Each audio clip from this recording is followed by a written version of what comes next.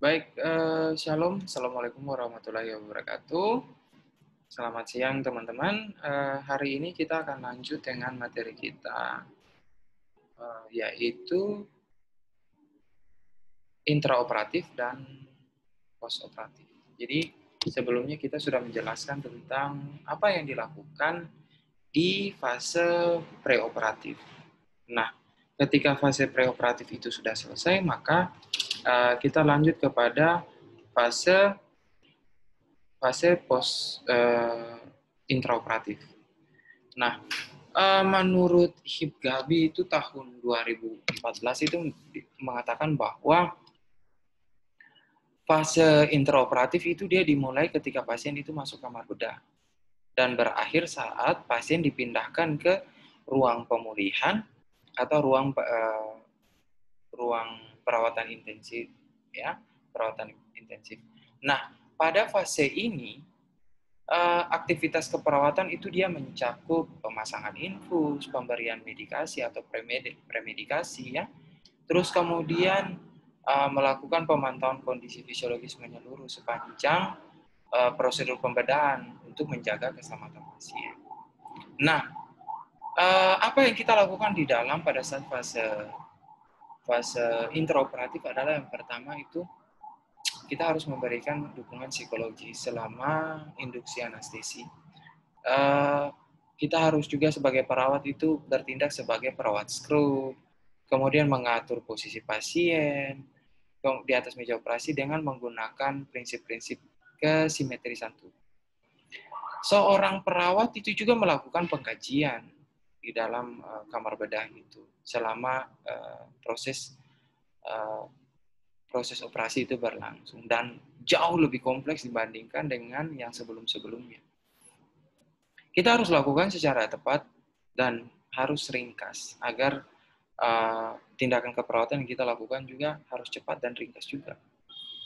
Kemampuan dalam mengenali masalah pasien yang beresiko ataupun aktual, kita harus memiliki pengetahuan dan pengalaman yang lebih pada saat operasi. Nah, selain itu, implementasi keperawatan itu juga dilaksanakan berdasarkan pada tujuan yang diprioritaskan. Koordinasi antar tim operasi juga sangat-sangat dibutuhkan. Bahkan kalau kita melihat di dalam kamar operasi itu, seorang dokter itu dia ingin mendapatkan tisu untuk ngelap keringatnya saja, seorang perawat itu sudah paham. Itu yang paling karena koordinasinya sudah sejak lama dilaksanakan, ya. Oke.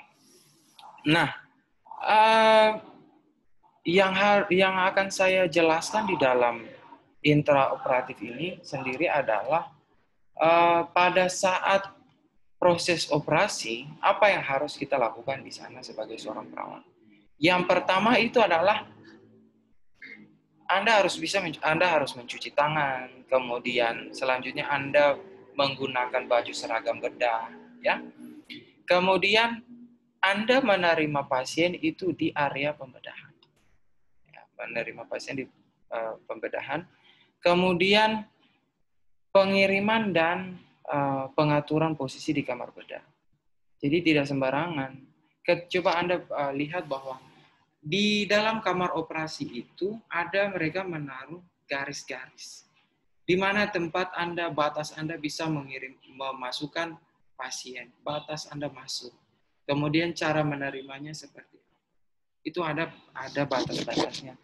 Tugasnya itu semata-mata hanya untuk mencegah jangan sampai terjadi kontaminasi mikroba. Nah, kemudian di dalam kamar operasi ini juga sebelum dilakukan pembedahan, itu dilakukan juga pembersihan dan persiapan kulit. Jadi dicukur, dibersihkan menggunakan alkohol, safflon, betadine, dan lain-lain, itu dilakukan di sini. Terus kemudian penutupan daerah steril menggunakan duk dan sebagainya. Baru dilakukan anestesi dan pembedahan. Itulah yang dilaksanakan pada saat fase preoperatif, ya. Nah, jangan lupa pada saat ini ada hal yang kita lupakan, yaitu Anda harus bisa mengkompilasi lagi, memverifikasi lagi tentang area yang akan dilakukan pembedahan. Area yang dilakukan pembedahan jangan sampai Anda lupa. Terus kemudian jangan lupa, pada saat fase akan mau dilaksanakan operasi, walaupun itu di dalam intraoperatif, Anda punya tugas itulah harus berdiskusi lagi tentang keadaan pasien itu sebelum dilakukan pembedahan, tentang di mana tempatnya, kondisi status tanda-tanda vitalnya bagaimana, apakah dia punya penyakit penyerta, dan sebagainya. Tugas Anda sebagai perawat skrup, siapkan instrumen, jangan lupa.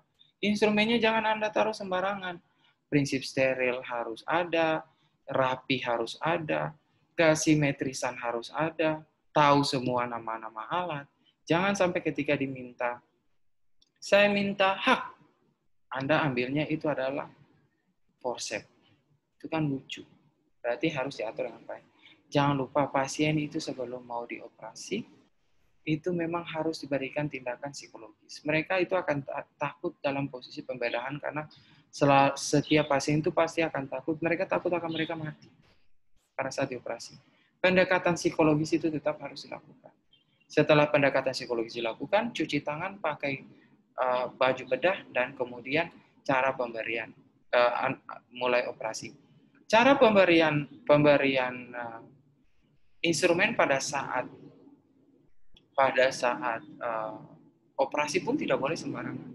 Seperti benda tajam tidak boleh diarahkan kepada arah tubuh, tapi harus kepada arah yang berlawanan supaya mencegah cedera.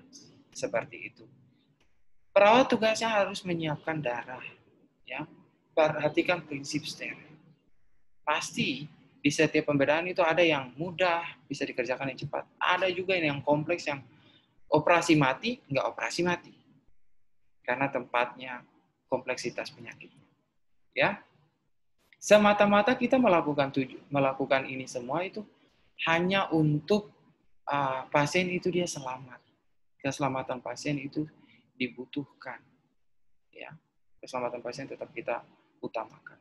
Nah, pada saat masuk di dalam fase pasca operasi, ya, fase pasca operasi ini itu dimulai ketika pasien itu dikeluarkan dari meja operasi dan masuk di dalam ruang pemulihan hingga harus kembali di ruangannya, di ruang perawatan asal.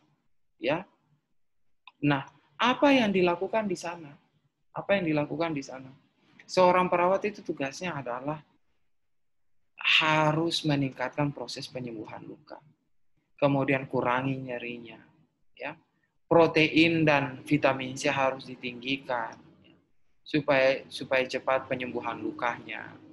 Kemudian kolagennya juga tetap ada. Terus selanjutnya adalah respirasi. Yang paling penting itulah respirasi. Makanya itu ada yang dinamakan dengan Aldred score, Bromid score. Nanti kita akan bahas di dalam materi yang selanjutnya. Nah, Anda punya tugas sana, tanda-tanda vitalnya harus stabil. Yang paling diutamakan di sini adalah soal respirasi. Karena pada saat anestesi itu, tonsil kita, epiglotis kita itu jatuh ke dalam. Jadi membuat ngorok, kita takut jangan sampai terjadi aspirasi. Itu yang paling ditakutkan. Maka dibilang bahwa jangan dulu buru-buru untuk makan, minum air, jangan nanti tersedak. Karena kita punya epiglotis itu belum bisa untuk menutup antara glotis dan epiglotis, ya, untuk pernapasan atau pencernaan. Seperti itu ya. Nah, kemudian pertahankan sirkulasi. Kalau memang tadi itu sudah bicara tentang fase, tentang respirasinya yang harus diutamakan, dilihat pertama kali. Selanjutnya itu adalah pertahankan sirkulasi, peredaran darahnya. Ya. Terus kemudian jangan lupa lihat pada pasien apakah terjadi tromboflebitis atau tidak. Ya. Supaya kita harus, kalau memang terjadi tromboflebitis, berarti kakinya harus diangkat supaya jangan bengkak. Supaya apalagi bermasalah ketika jantung sudah bermasalah dan aliran vena balik itu sudah nggak bagus. Nah, selanjutnya adalah pertahankan cairan dan elektrolit. Jadi, pasien itu sebelum dia mau operasi itu kan sebenarnya dia sudah puasa sekitar 6 sampai 12 jam. Ditambah lagi proses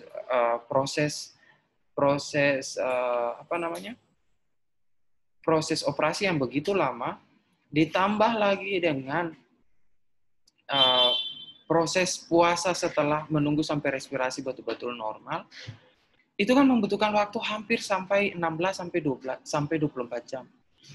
Pasien nggak boleh makan, berarti cairan dan elektrolitnya juga harus benar-benar baik. Itu yang kita tugas sebagai perawat, itu harus memberikan cairan dan elektrolit melalui infus itu yang memang betul-betul memadai sesuai dengan kebutuhan. Apa yang kita lakukan di sana? Ya, kita lakukan adalah monitor input dan output. Kencingnya berapa banyak? Infus yang masuk sudah berapa banyak? Balance enggak? Balance utamakan harus 0. Masuk 1000, keluar 1000. Ya, sesuai dengan rumus perhitungan balance cairan. Urin output dan balance cairan. Pertahankan eliminasi. Pertahankan asupan. Cegah jangan sampai terjadi retensi urin. Makanya kenapa kalau Anda lihat seluruh pasien yang dioperasi itu pasti menggunakan menggunakan kateter. Satu, memang betul jangan sampai dia ngompol sembarangan. Tetapi di sisi lain supaya kita juga dengan mudah bisa memantau urin outputnya, supaya berapa yang masuk, berapa juga yang keluar. Ya diharapkan 500 yang masuk, 500 yang keluar. Ya, jangan sampai ada yang tertahan, nanti udem. Nah, terus kemudian sebelum keluar dari ruangan, kalau bisa lakukan aktivitas dan latihan untuk kuatkan ototnya dulu. Mungkin gerak-gerakan tangan, gerakan kaki, supaya efek anestesi itu perlahan-lahan mulai hilang dan saraf itu mulai perlahan-lahan terbiasa. Ya, jangan lupa kurangi kecemasan. Saya ulangi lagi, kurangi kecemasan.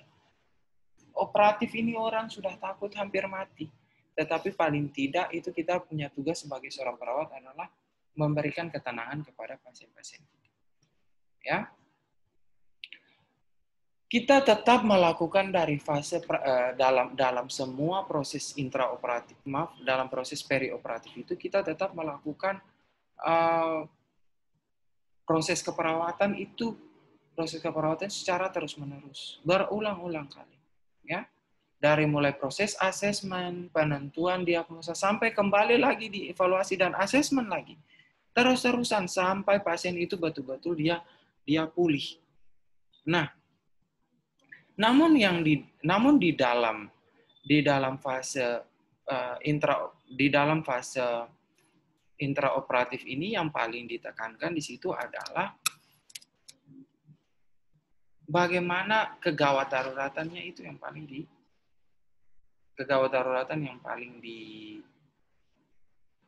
diutamakan, ya. Ketika seseorang itu berada di dalam fase intraoperatif, bahkan perioperatif secara umum, yang diutamakan tuh airway-nya. Tadi saya sudah jelaskan bahwa airway, breathing, dan sirkulasi itu yang betul-betul harus Anda perhatikan. Jangan dianggap sepele. Orang tersedak masuk ke area pernafasan, lendir saja masuk ke dalam area pernafasan, itu pada saat proses operatif, bisa-bisa orangnya itu bisa turun saturasi oksigennya, lalu kemudian dipasang ventilator. Pasang ventilator, itu bisa juga terjadi VAP, ventilator associated pneumonia. Pada itu sederhana. Kita nggak kontrol respirasinya. Ada benda asing atau cairan yang masuk dalam paru-paru. Orang bisa mati karena pneumonia. Pada itu sederhana sekali. Sirkulasi, lupa kirim darah, tiba-tiba tensi turun. Darahnya mungkin perdarahan, potong salah nadi, potong salah pembuluh darah, muncrat, keluar banyak, tempatnya tersembunyi, perdarahan, nggak punya darah. Orang bisa meninggal pada saat operasi. Jadi harus hati-hati di dalam selama fase operasi ini. Jadi teman-teman harus mengetahui bahwa secara umum asuhan pada saat intraoperatif, preoperatif dan pasca operatif Itu secara umum pasti kita akan melakukan asuhan keperawatan itu yang meliputi pengkajian suhu tubuh, nadi, respirasi, tekanan darah. Terus kemudian respirasinya harus dipantau dengan sempurna, sirkulasi darah harus adekuat, cairan dan elektrolitnya harus dimonitor dengan baik, eliminasinya juga, posisi yang pasien juga harus baik, jangan sampai terjadi trombofibritis, aspirasi, dan lain-lain. Kurangi kecemasan, rasa nyeri pada luka operasi harus diperhatikan. Kita sebagai perawat, oke lah dokter memberikan memberikan obat anestesi, tapi kita sebagai perawat punya segala macam cara untuk mengurangi nyeri. Nah, tingkatkan asupan dari pasien itu supaya lukanya baik, ditambah juga dengan perawatan lukanya juga yang harus dengan baik. Teman-teman, saya kira sampai di situ. Tugasnya itu nanti ada di kolom deskripsi. Silakan dikerjakan. Tetap semangat. Selamat siang. Bye-bye.